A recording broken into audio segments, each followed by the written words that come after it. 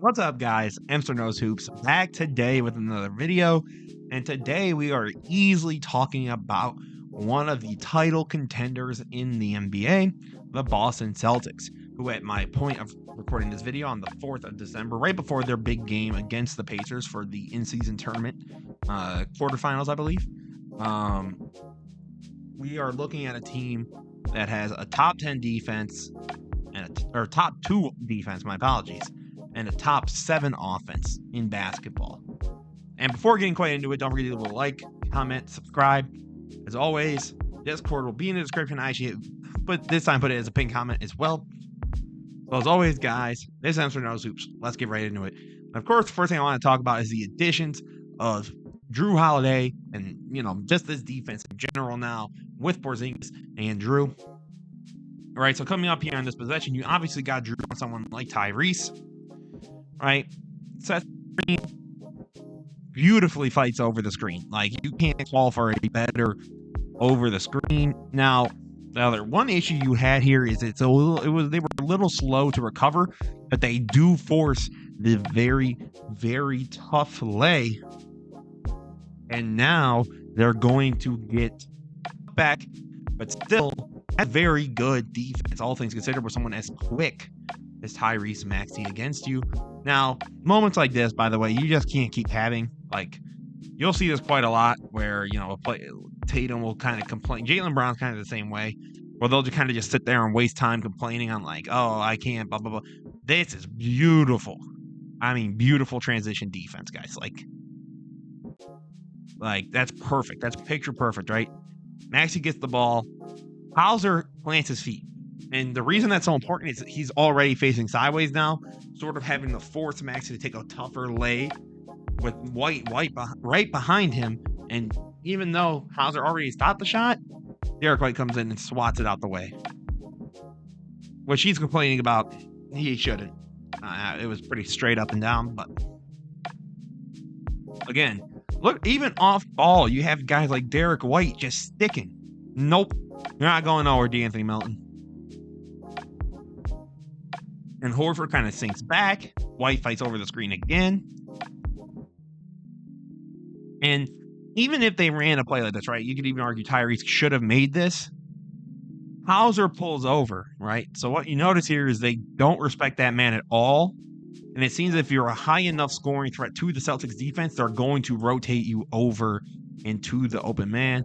And then they just start pushing it into transition offense. And the other thing I sort of want to talk about is I haven't really shown a lot of Porzingis clips, and it's because he's been hurt for a good amount of the season. And when they have played really bad teams, it's like, okay, yeah, I can easily emphasize like, oh, look, guys, like the rim protection. But moments like this are going to be important because come playoff time, come some of these teams are going to be playing like a Milwaukee Bucks, like a Philadelphia. You need to make sure you have big man defense. And the one negative I have for this team, outside of like Al Horford, when he really is able to sit down in that chair and get it going, is that Porzingis gets into a lot of foul trouble, right? So then the one issue you're going to be running into is if he's in a lot of foul trouble, these bigs might have a little bit of a better time. But we see now how Boston sort of responds to the Porzingis list.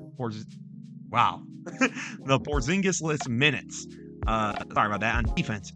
Right, Horford sets up, forces an uncomfortable Embiid shot on him, and just swipes down. Embiid also trying to foul bait, which for sure does not help your shot whatsoever. So again, you're going to see they sort of try to run an off-ball screen. Hauser actually fights over the screen like really well. Even off of this, he's forcing Embiid to have to expend so much energy just to get, open for the post-up. All right, he's in the corner. He's pushing. Boom, boom. And what I think is so interesting here is the Jrue almost flashing for the steal. So if you take a look, right, forces him in, turns around, right, does it again, forces him to take the dribble back so he can't keep driving in and has to take the very uncomfortable turnaround midi, which obviously just is not going to make it. So obviously, Joe Mazzulla has very much so sort of maintained his Ime Udoka inspired defense, and it's taken it to the next level because you just have so much better defensive personnel now. I mean, you have Jrue Holiday, who is arguably, I won't even say arguably, a top 5 perimeter defender in the league today.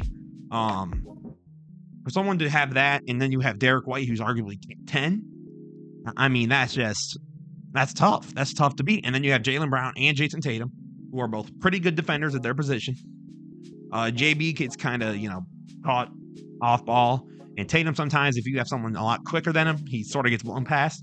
But otherwise, pretty good defenders for their position. So, again, now I sort of want to talk about 2 things I've been noticing as well. And it's offensively, the scoring of Porzingis and what he offers to this team.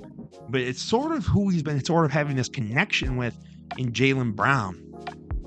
And I say that because on NBA.com, you're able to, if you go to like shooting and then splits or something like that, and you scroll all the way down, you can see who's assisted the player the most.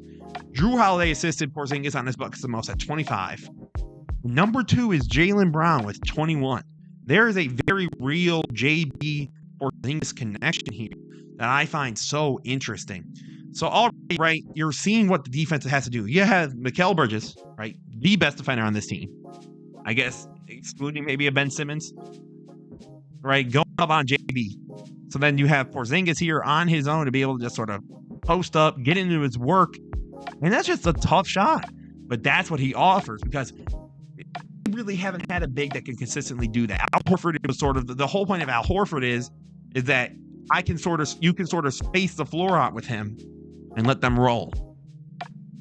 When you have Robert Williams there, he was not very good offensively outside of getting a lob, which is obviously very helpful for a big, but when teams can then just play so much deep drop on your big, you can't do that with Porzingis now. You have to respect him from all 3 levels. Because obviously he can finish at the rim, he can get you a little bit with the midi, and he can hit the 3 ball, which is something that we don't see a whole lot. But again, let's keep going, right? Just take a look. You got JB posting up, right? He's got Mikal trying to force something. Boom. Right out to Porzingis, who got left wide open. Misses, right? But that's a look you like 99% of the time. Right? Slow it down, right? You got him. Now, Cam, I believe that's Cam Thomas. But he tries to call out the assignment of like, hey, you got him. There's a slip up. And the defense has to go over to JB because, again, he also demands a lot of scoring attention. Boom, Porzingis, even though he misses that shot, that is something you are living with and you like to see if you are Joe Mazzulla, which again just only emphasizes so much what this team can do. And this right here, this play, I think shows something very important for this team. All right. But pushing in transition, defense is sort of dropped. This is Jaylen Brown last year. He's stopping and he is pulling that shot like 9 times out of 10. Instead, he notices Porzingis is rolling and the defense hasn't really done anything about it, right?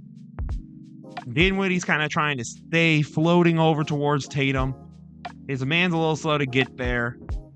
And at this point, he guides Porzingis to the rim with that beautiful alley-oop. And they have a very real connection. And the only reason I even investigated this was watching their broadcast against the Bucks, I believe it was on ESPN. I think it was Doris Burke pointed out how those two have had a connection, and you can see it in the stats. Again, NBA.com. Jaylen Brown is the second highest assister for Porzingis. That's not a coincidence. You get the Porzingis one-on-one, back out to Jrue, who then, since Cam Thomas sort of foolishly goes in front of Porzingis instead of trying to just stay behind or right next to, gets behind him, it's just too easy. Again, that Robert Williams, I don't know if Robert Williams is really able to get to that point so fluidly, so easily. And again, look where Al Horford is. Just like I was trying to say earlier, Porzingis brings you something at all 3 levels offensively that this Celtics team has not had almost forever. Because now, back in the past, you would have Rob Will, who's a great lob threat, right? But again, look at this here, right? So you get the screen, posting up, puts the ball where only Porzingis can get it. It's a little bit of a rough path, obviously. But the idea is still there. The theme is still there. Forces off the boop, boop, right back. And again, the big play is something Boston has not legitimately had in years. To me, at least offensively. Defensively, they've had it. You've had Horford, Rob Will. That's really all you've needed. And Porzingis is a good defender. Obviously, we talked about this a little earlier. He gets into some defensive trouble just in terms of fouls. And usually if you have some of those more skilled bigs on him one-on-one, it's not exactly the best thing, which is why you always sort of see Jrue float over. Tatum will float over. Brown sometimes will even float over, like, to try and help him. Excuse me. And again, though, the offense, Horford's a spacer. Horford's not really there to get you a midi. He's not really there to get you the tough. I mean, obviously, once in a while he can. It's not that he cannot do these things. But that's not really what he's there for. Porzingis is here to help give a big that's at all three levels, and that teams just can't play heavy drop against a Robert Williams or just play super uptight against Horford at the three ball, and you sort of just live with it. So, seeing this and the slow growth of Jaylen Brown as a passer, playmaker, just the vision, I mean, this team's growing so well and so quick, which is so impressive to see. And then, obviously here, we got to talk about the best player on the team, Jayson Tatum, right? There's been a couple things I noticed. Cleaning the glass actually showed he was at about 78% at the rim, or 75, and that's by far his career high. We've talked about this on the channel before. Jayson Tatum attacking the rim has always been something that he's always, for some reason, elected against, or always just tried to foul bait for, and never really tried to seriously apply rim pressure to the team.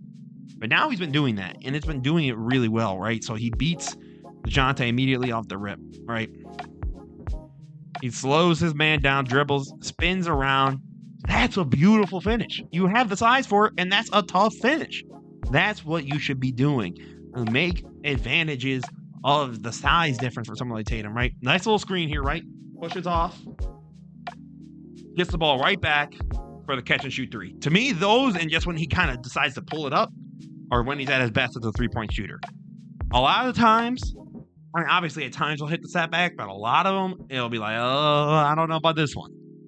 But when he can sort of have that three ball just come more naturally and not having to like completely self-create it, I think it's very impressive what he does. And of course, you also have what he does as a playmaker, which I would say he's probably the best or the second best playmaker, probably behind Jrue Holiday.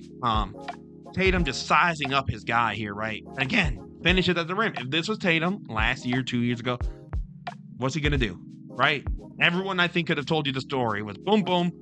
He would have pulled up right here. He would not even thought about continuing the dribble. Maybe he would have if he hit a little behind the back, but he would have been saying, I am going to shoot this midi. But now it's, no. I'm going to attack the rim. Right? Boom, boom. Bins, has the man on him. Okongwu can't really come over. That's all you need to see. Like, it's too easy, right? And again, Tatum as a playmaker has always been pretty good to me. Like a solid playmaker. I don't think he's could ever be a team's like primary playmaker. Right? Nice kick out to Derek White. Gets a screen from Horford right back over to Tatum. That's a good pass. Beautiful in swing to Horford on the move going in, right? That's just perfect. Those are the reads you want to make from your star player. Derek White going off transition, boom, boom, boom. DeJounte fully commits to him and just throws it out to JB nice and easy.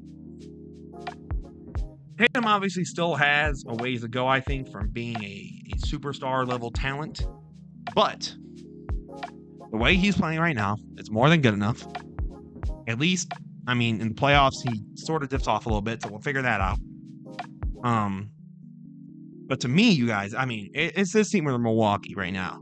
Now, the Sixers are a legit dark horse for me because I love the way that they're playing with Tyrese in them, and God, I really hope that they could get Oubre back relatively soon before the playoffs, so he kind of gets some run again in him. But man, I like that team. But to me, this team is good, but there is one startling factor, and they need to address it. Second half offense is atrocious. So I went ahead and I looked at NBA.com because I kind of noticed some of the Celtics games I watched. I was like, man, these first halves, they're kind of dominating. And then they always sort of let teams get back in it. Like against the Bucks, they were up like 30. Against the Magic, they were up like 15 to 20. They were up a sizable amount, right? So you're thinking, okay, especially for a team like this that's more defensively oriented and has more than a good enough offense, they got it. They are the fourth worst in the league, offensive rating wise, in the second half of games. If you want to contend, that's unacceptable. Because teams like Milwaukee, teams like Denver, teams like Phoenix, teams like the Lakers, there are teams like the Sixers. They will make you pay if you are going to perform this poorly offensively. Especially if those teams can rattle off a couple of stops. To me, that's the only real concern I have with them. It's that, and I guess Porzingis' health, and how well are JB and JT in the playoffs? How well are they translating? But yeah, guys, let me know what you think down below. What do you think of Boston? Are they the title favorites to you guys? Are they the best team in the East? What do you know? As always, it's Amsterdam Knows Hoops. Don't forget to like, comment, subscribe. Let me know what you guys think in the description and in the comments below. Join the Discord. Have a beautiful rest of your day, guys. This is Amsterdam Knows Hoops. Peace out. Peace out.